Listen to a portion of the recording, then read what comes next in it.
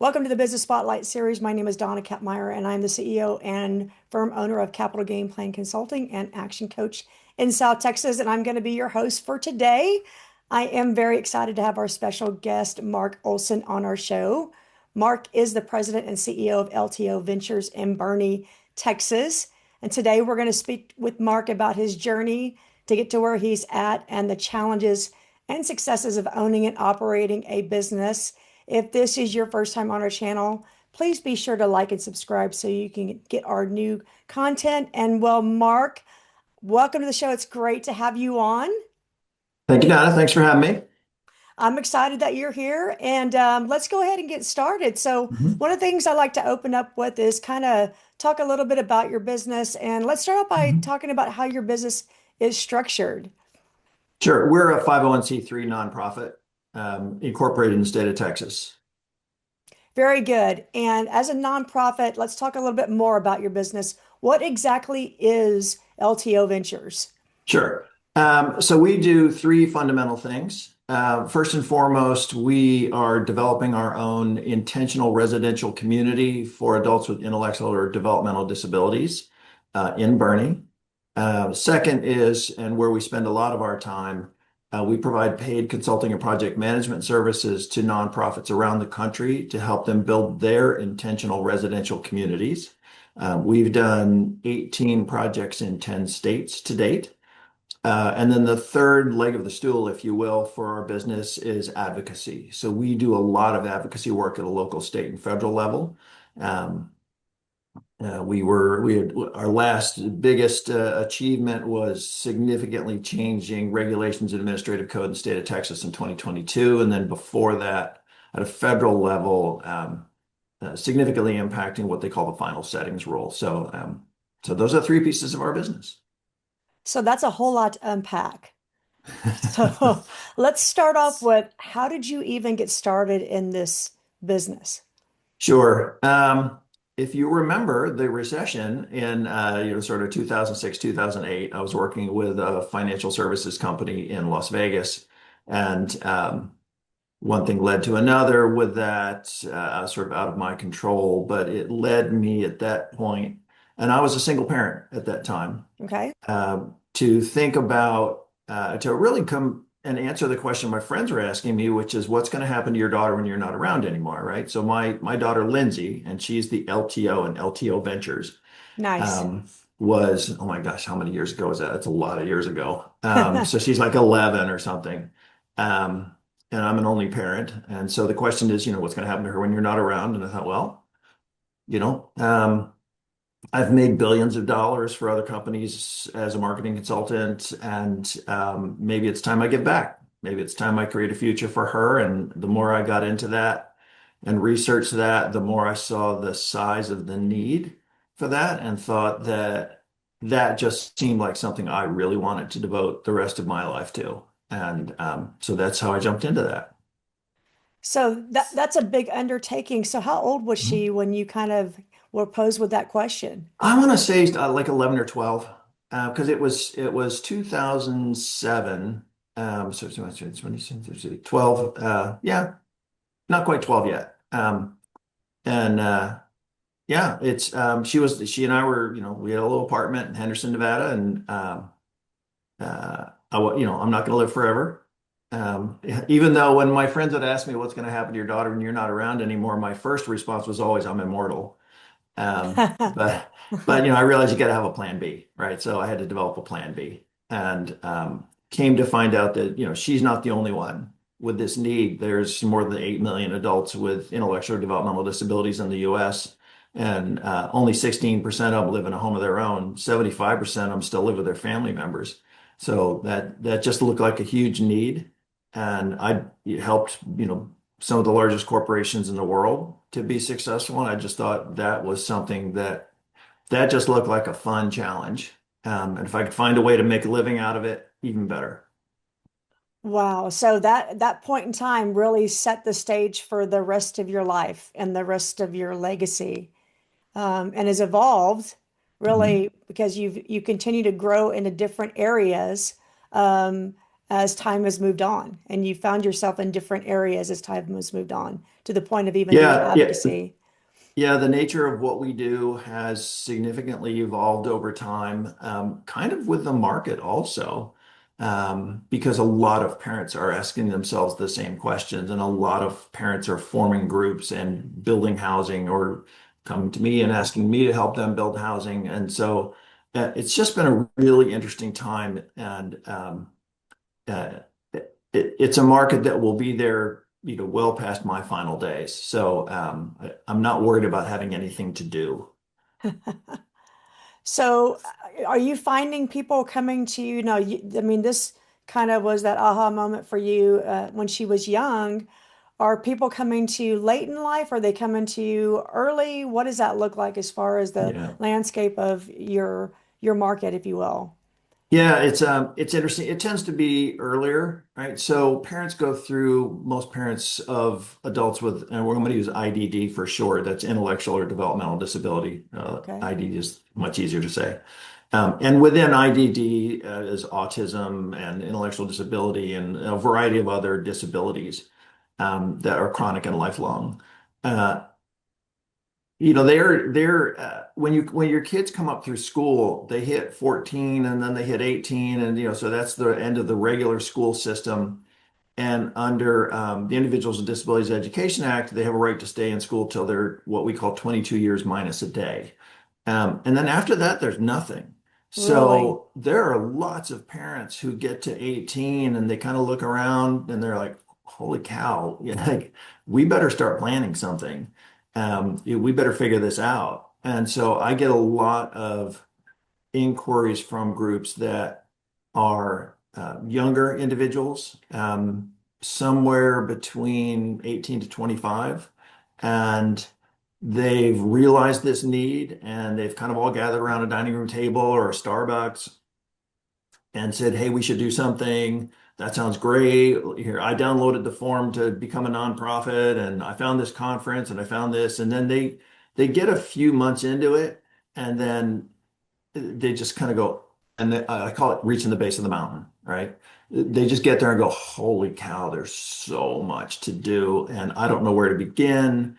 And I have a full-time job, and my kid takes up all the rest of my time. Like, I don't have time to do this. Like, who can help, right? And so that's where I get a lot of contacts. There are parents who find me, or they find projects we've done, and then those people recommend them to me, and then I ask them to tell them, what's your story? Tell me your vision. So, are these people who are looking to do the same thing that you're doing, or they're looking to get their child into something like this, or Um, both? uh, yeah, it's actually so nobody's trying to get into consulting, um, but they all want to build a residential community where their son or daughter can be safe for the rest of their natural lives, right? So, Okay.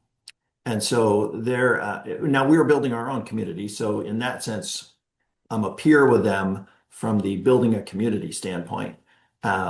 We just happen to have an expertise in having done this quite a bit and a process and a business model to help them.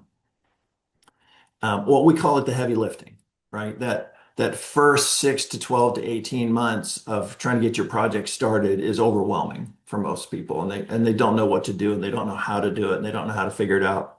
And that's where we come in, where we do the heavy lifting for them. And at some point, if I do it right, I'm training them on how to take over, and then we fade out, right? And then they go run their own project. Um, yeah, no, they're all looking. Everybody wants to know that their son or daughter is going to end up in a safe and secure residential setting where they're going to have all the same opportunities, experiences, and outcomes as individuals who don't have disabilities. And that's what we try to create. Is there a lot of competition in this space, or a lot of people? I don't know if competition's the right word. There are a lot of people in this space doing the same thing that you're doing.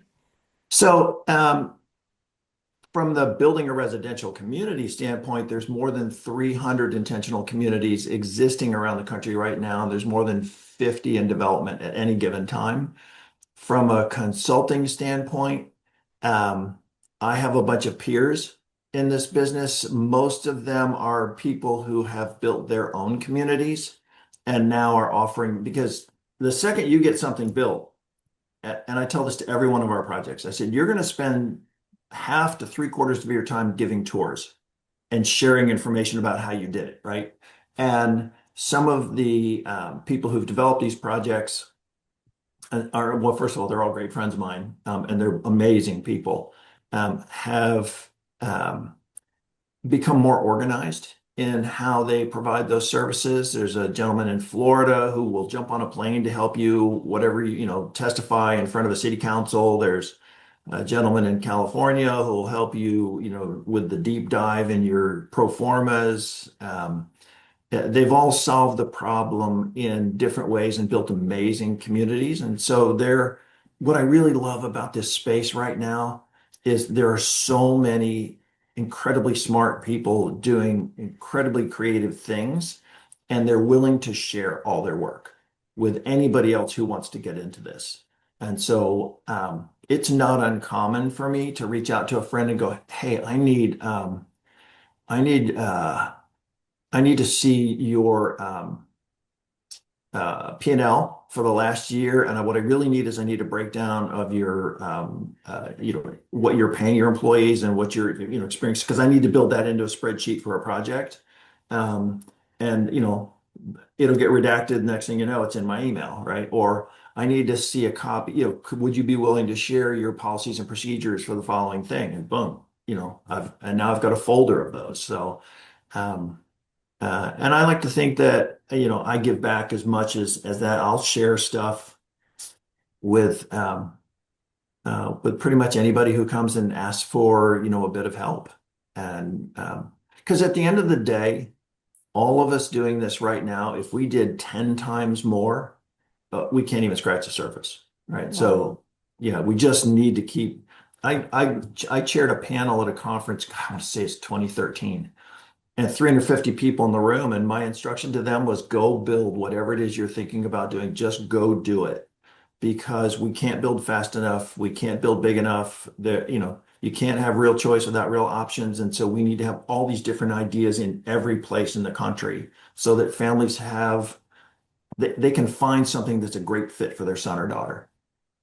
Love that. So I have a question about like funding, right? So this costs Yeah. money. Where does the funding? Is this private? Is it government? What does that look like? Yeah. So, uh, it can come from a lot of different places, right? Now we have chosen as a business not to be in the government funding business, right? Okay. So and now mind you, there are some great projects around the country that have used things like low income housing tax credits to build their projects. I could name a half a dozen right off the top of my head who've done that. And I could tell you all the reasons why they wish they hadn't done it now that they've, lived with that experience. But they did it. Um, New market tax credits. We also try to avoid debt. We really want to open and be debt free and free of government strings. So that's on the construction and operation side. Okay. The other piece of this that's important is when a young man or young woman comes to live in one of these communities and they need supports to be able to live as independently as possible, right? Somebody who's going to, and that ranges it's an infinite range. Um, they may need 24/7, 365, they may need a wake staff in their, apartment to help them with grooming and bathing and feeding and cleaning and all sorts of things because they have very high support needs. Hmm. Some have very low support needs. They just need somebody to drop in hour a day, 2 or 3 hours a week, just make sure there's no bad food in the fridge and that, laundry's getting done and the house is getting cleaned, things like that. Those supports are often paid with what's called a home and community based waiver. It's a Medicaid waiver. Okay. Um, the basic structure of Medicaid waivers is established by the federal government, by the Center for Medicaid and Medicare Services. And then each state takes that floor and creates waivers to address needs in their state, right? So, for example, Texas has 7 waivers. Indiana has 2. Um, Wisconsin has three. And so they just address it differently. So though that is government funding, it's a federal state match. Hmm. It pays for supports and services. It's dreadfully underfunded by every single state in the country. Um, and so when we're putting together business models for our clients, it depends on what state they're in. For example, we've done two projects in Indiana, and Indiana is one of the worst states when it comes to providing these supports. We're doing three projects in Wisconsin, one of the best states for providing these supports. So, we just we're really shaping the project to the founder's vision and then finding the pieces that are going to make that possible, right? So we might use Okay. more or less waivers. We're doing a project in Houston right now, which is 100% private pay. They don't even want to Wow. deal with the government.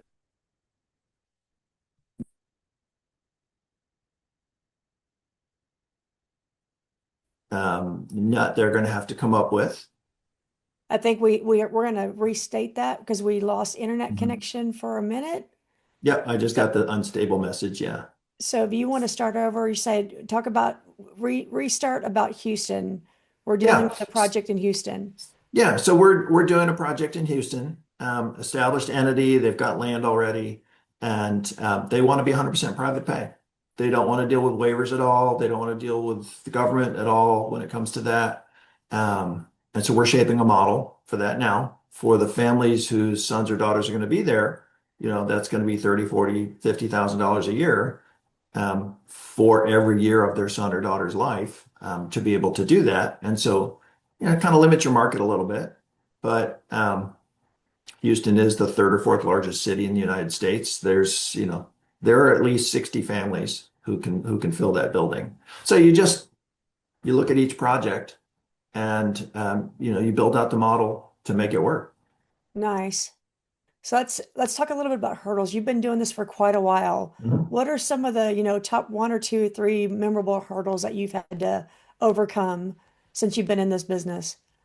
The thing that we're actually experiencing this with our own project right now. So number one is funding. It's always funding, right? We're always looking for money. Doesn't matter what project, but we're looking for money all the time, right? We're a nonprofit. Um, uh, I don't want to use debt. I don't want to use government funding. We want to make it affordable for the families, and so we're always pursuing it from that perspective.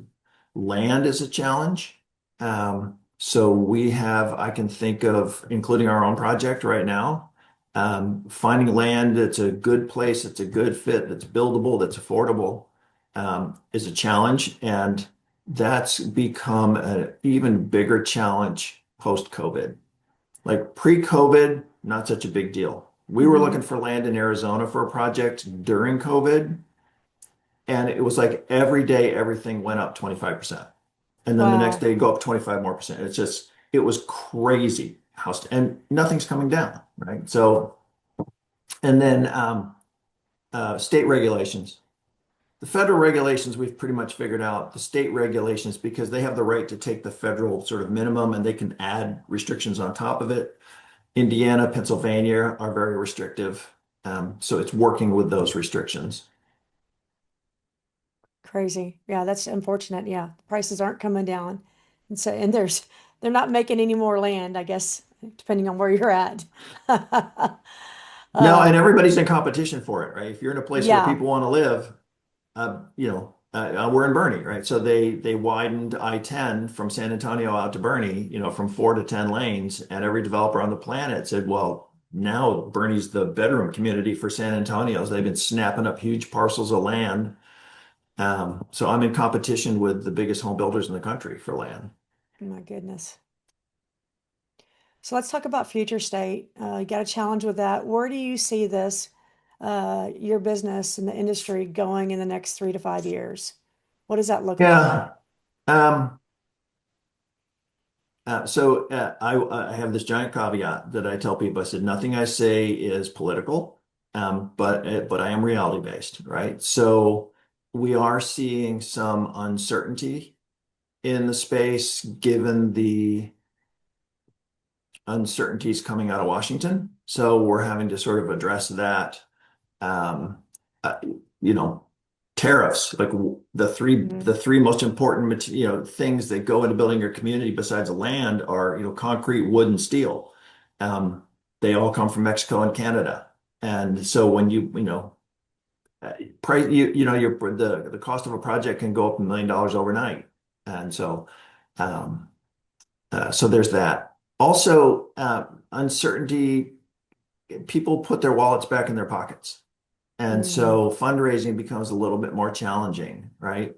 So uh, I would say, we are in competition for fundraising with organizations that are providing safe housing for abused women and children, and food, for individuals who don't have food, and housing for people who don't have housing. We don't have any of those dire needs in our business. We're thinking more sort of long-term quality of life, where these individuals are going to go before their parents pass away. And so the priority of fundraising from groups right now, as they pull back, is toward, dire need. And then, of course, this summer, we had the floods up here. Yeah. And so, the Community Foundation of the Hill Country raised $120 million in a month to address Wow. that. Well, that's $120 million in charitable funding that got sucked out of the rest of the space for the rest of us, put toward an absolutely essential need. I have no problem with that. And the Community Foundation is an amazing organization. Okay, so now they don't have that money. We have to wait till the next year, until they do have that money. So um, where we want to be in 3 to 5 years, obviously more projects. We're um, uh, we definitely want to keep that piece of our business going.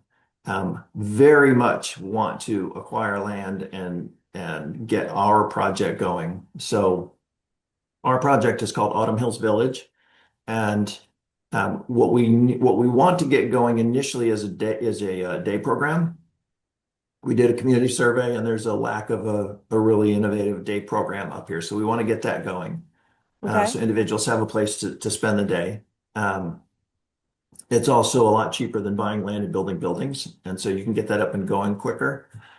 We want to get some educational programming up and going, and then get our land and start building our project, right? So we've got housing as a big piece of our project, and then a community enrichment center is another big piece. So those are. I'd really like to be really far along with that in 5 years. I would actually like people to be living in our housing in 5 years. So we'll see how that goes. Love that. What is one thing that you wish people knew more about what you do or the industry that you're in? Um, I have this, at the risk of sounding dramatic, um, adults with IDD are invisible. They're just invisible. They're invisible to the legislature in the state, and they're amazing individuals. Like, I run our Special Olympics delegation here, and I coach three of the sports. Like, come hang out with me while I'm coaching, swimming or bowling or top golf, and spend a couple hours, with my guys and girls. Like, you'll fall in love with all of them because Oh, they're amazing souls, right? And they deserve a place to live where they can be happy and safe. And um, that I just, I wish people got to know and accept and sort of be part of their lives. I love that. And you having said that, what is a way for people to get in contact with you or to learn more about what you do and maybe even, spend the day or spend that time to get to see what this is all about? Yeah, easiest thing is our website. I put everything on the website. I make it really easy for people to find us. So it's ltoventures.org. And on the contact page, the 702 number is my cell, right? Call my cell. The email on there is my email. You can contact me directly, and people do. And so did the spammers, but that's okay. Um, but yeah, just I'll have a conference. I love hearing the stories. right? I get parents call me up going, I've got a 23-year-old daughter is aging out and been in this and it's like, all right, tell me your story. Tell me about your son or daughter. Tell me about what it is they do. Tell me, what are you thinking? What do you need? Like, how can I help? And and they do. I talk to one or two families every week. I love going to places and conferences and meetings and advocacy groups and getting to hear their stories because everybody's story is different. And so there's no one size fits all, right? We're Yeah. we're trying to and everything is hyper personal, right? It's so Yeah. funny when we go talk to groups about projects and I go, does anybody have any questions? The questions are hyper personal. Like, I need to know about this specific thing is going to be available and so who's going to handle that? Like, wow, okay. I get it. I'm the same way. I've got two daughters, with, 21-year-old and a 30-year-old. Lindsay's 30, and they'll never be able to live independently. And so my questions are hyper personal also. Yeah. My goodness. Well, Mark, well, thank you so much for sharing your story. This Sure. has been very hyper personal and very inspirational, and I know that our audience is going to find it. So, this is a Business Spotlight series with Dona Kappmeyer from Capital Game Plan Consulting and Mark Olson from LTO Ventures. Please be sure to like and subscribe so you can continue to see our great content. I'm going to read this over again because I don't like the way we're ending here. This is the Business Spotlight series with Dona Kappmeyer from Capital Game Plan Consulting, along with Mark Olson from LTO Ventures. Please be sure to like and subscribe so you can continue to see our great content. Thank you for being with us, Mark. This has been phenomenal. No, Don, thank you so much. I love telling our story and you've got a great platform for it. So thank you for making me a part of it. You are welcome. Bye for now.